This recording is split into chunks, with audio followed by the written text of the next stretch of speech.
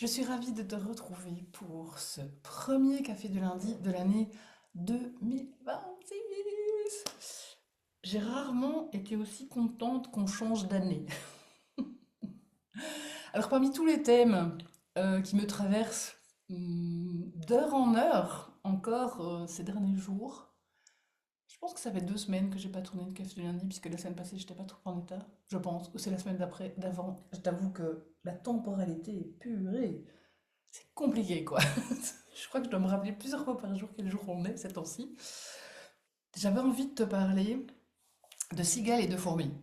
Bon, tu connais certainement cette fable de La Fontaine qui dit la cigale ayant chanté tout l'été, une fois l'hiver fut venu, se trouva fort dépourvue, un truc comme ça.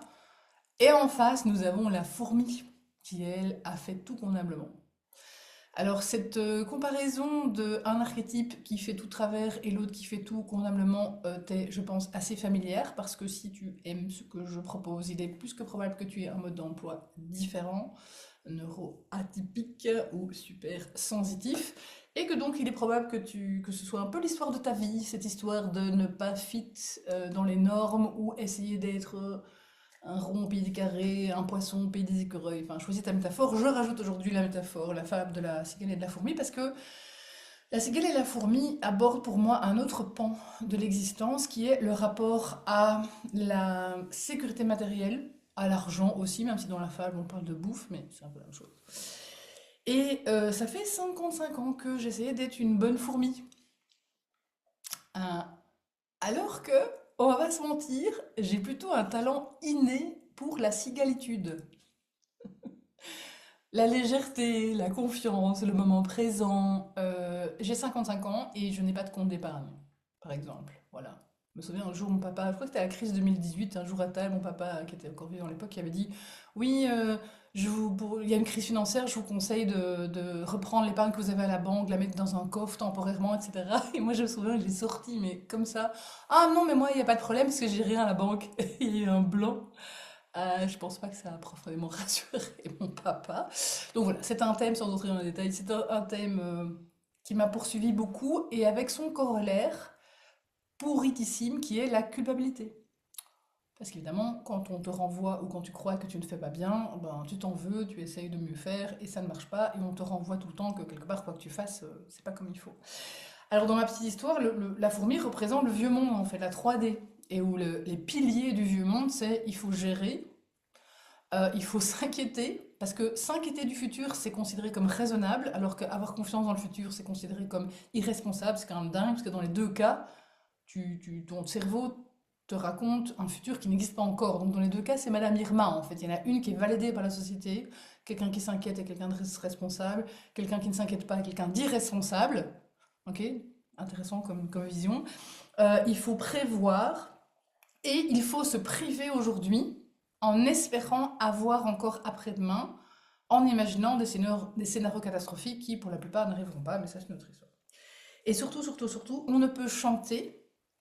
Ok, Anne-Françoise, les fourmis ne chantent pas, mais je t'en prie, viens avec moi dans cette métaphore jusqu'au bout. On ne peut chanter, c'est-à-dire être dans quelque chose de plus léger, voire de ludique, que quand tout est prêt et quand tout est safe, c'est-à-dire jamais, en fait. Je vais te remarquer, mais il y a toujours un truc à prévoir, il y a toujours une raison de s'angoisser. Et quand elle ne vient pas, ta réalité immédiate, c'est le monde, les news qui te rappellent toutes les raisons que tu as de flipper. En plus de ça, dans la fable, on parle des saisons. Comme étant l'été, ok, il fait un peu couleuse, mais attention, attention, après il y a l'automne, l'hiver, la galère, le froid, la famine, etc. Et donc, c'est à la fois toujours une espèce de prévision un peu sordide, mais c'est aussi un truc immuable et extérieur, genre les saisons, c'est, tu vois, la vie, c'est, le manque d'argent, c'est, la vieillesse, c'est, la petite pension où t'es fauché, c'est, les inquiétudes pour l'avenir, c'est, on te vend le truc comme étant aussi immuable et une forme de fatalité, et c'est certainement extérieur à toi. Et si, depuis le début, la fable était montée à l'envers? Et si, depuis le début, le principe c'était que le chant de la cigale crée l'été? Je vais pas te fourguer de la loi d'attraction à 3 balles, ok? C'est pas le but ici. Mais c'est juste en cette saison où pleurent les plannings, prévisions, plan d'objectifs, résolution de nouvel an, etc. J'ai juste envie de te proposer de faire une petite pause et d'observer avec tendresse et une pointe de perplexité toutes les mécaniques que tu as engrammées, hein, le paradigme du vieux monde, etc. Puis probablement aussi des couches de tes parents, de ta lignée. Si en plus t'es une femme, c'est encore pire. Si en plus t'es atypique, c'est encore pire. Observe un petit peu tous les éléments de l'analyse que tu fais de ta situation présente et future, tous les éléments qui sont basés sur une vision fourmi de la vie. Ok. Oui, mais je dois faire ça. Pourquoi?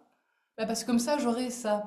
Et pourquoi? Bah parce que au cas où... Ok, donc tu me racontes que tu es en train de te pourrir ton présent pour éventuellement te protéger d'un futur pourri. Intéressant.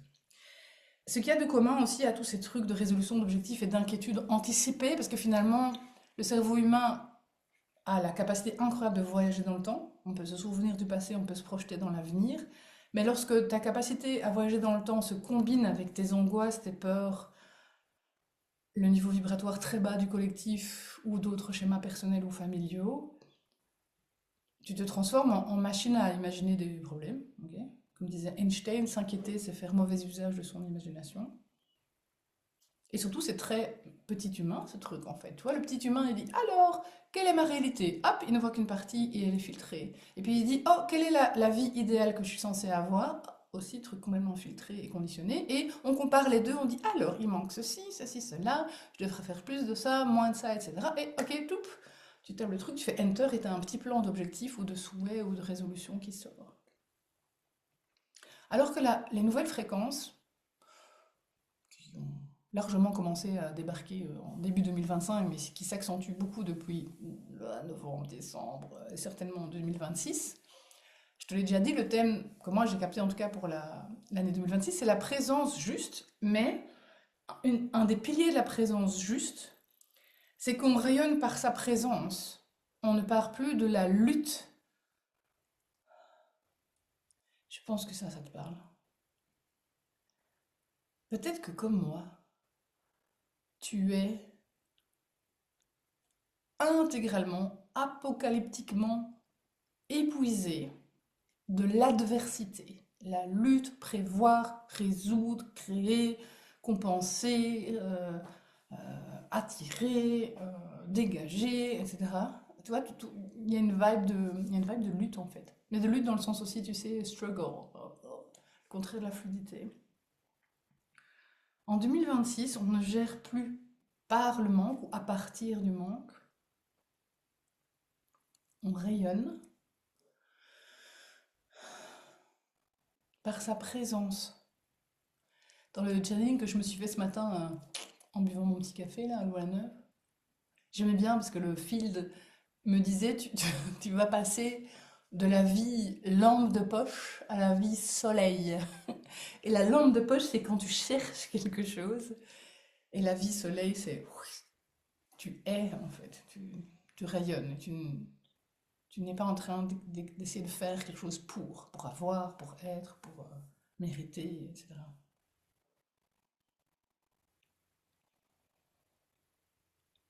Je vais t'inviter à ressentir tout ce que je viens de te dire. Je regarde par la fenêtre, il y a des flocons qui tombent. Bah, imagine que c'est comme une petite boule à neige que je viens un peu de secouer. Tu la déposes et tu laisses les petites paillettes se déposer autrement. Donc, pas résoudre tout ça avec de la mentalisation, de la réflexion et de la stratégie pour ne plus avoir de stratégie, mais juste sentir, ressentir. L'autre phrase qui est sortie dans mon channeling ce matin, je sais pas si je l'ai déjà dit, mais je connais souvent en anglais. J'ai des guides bilingues. Et c'était Nothing is everything. Parce que c'est encore écho au rien, au vide dont je te parlais dans le dernier épisode. Et il disait What you perceive as nothing is everything. Ok, donc le calme, le ressentir, c'est une manière de se connecter au champ du potentiel. C'est mignon en français, le mot chant, c'est le field, mais c'est aussi le song, la chanson. Ok, le chant, j'aime bien, petit jeu de mots. Et si c'était le chant, la chanson de la cigale, qui créait l'été? Et si s'inquiéter pour des manques imaginaires projetés ou à venir, c'était en fait gâcher la seule vie que tu as, c'est celle qui se déroule maintenant en fait. Et l'antidote à l'insécurité, ce n'est pas la sécurisation en fait, c'est la présence et la confiance. Un pas à la fois, demain, après-demain, dans un an, dans 2 ans, tu auras accès à des ressources que tu n'as même pas aujourd'hui en fait. On imagine toujours que le manque va en s'aggravant, alors que tu peux dire, mais en fait, chaque jour qui va se créer dans ma vie, je vais avoir accès à plus de ressources, à plus de rencontres, à plus d'abondance, à plus de connaissances, à plus de connexions. Et donc, j'aurai à ma disposition exactement les ressources, les solutions et l'aide dont j'aurai besoin à chaque moment. Tu sais quoi? Ça a toujours été comme ça en fait. Donc, je vais t'inviter à créer ton année 2026. Parce que oui, on est en janvier, on peut créer son année. Mais à partir de ta présence. Et pas de l'analyse que ton petit humain fait de tout ce qui te manque ou de tout ce qui n'est pas convenablement installé ou réalisé dans ta vie aujourd'hui. Pour te créer une année de cigale à paillettes, plutôt que de fourmis un peu, un peu rabat-joie. Et si tu as envie d'ancrer ça dans la matière, moi dimanche prochain, 11 janvier, je vais passer l'après-midi à créer mon vision board 5D, qui est un vision board différent des tableaux de vision classiques, qui est super puissant. Et le temps de création du vision board est lui-même un moment puissant, donc il y a le résultat, le produit fini, qui est super affiché, etc. Mais il y a encore d'autres choses aussi qui se passent dans l'atelier.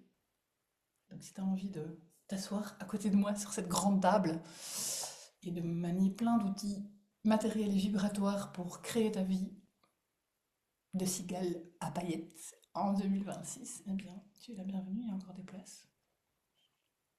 Et si tu veux te faire une activation de ouf, je t'invite aussi à embarquer dans la retraite d'activation gratuite dans ma maison aussi, fin janvier. Petit groupe, 48 heures, où on aura l'impression d'être parti une semaine, tellement c'est dépaysant et à la fois fun et puissant. Moi j'adore quand c'est fun et puissant. Et évidemment, libre à toi d'inventer, de créer, d'activer toute autre forme de ressources, de moments, de rencontres, d'espace et de temps dont tu auras envie pour te connecter à cette fréquence de c'est le chant qui crée l'été, c'est la cigale à paillettes qui est connectée au chant de création et au nouveau monde. Je te souhaite une magique, merveilleuse, sublime et passionnante année 2026. Et je me réjouis de te retrouver bientôt dans un atelier, une retraite, un autre épisode du Café du lundi ou toute autre forme ou format que tu choisiras. À bientôt.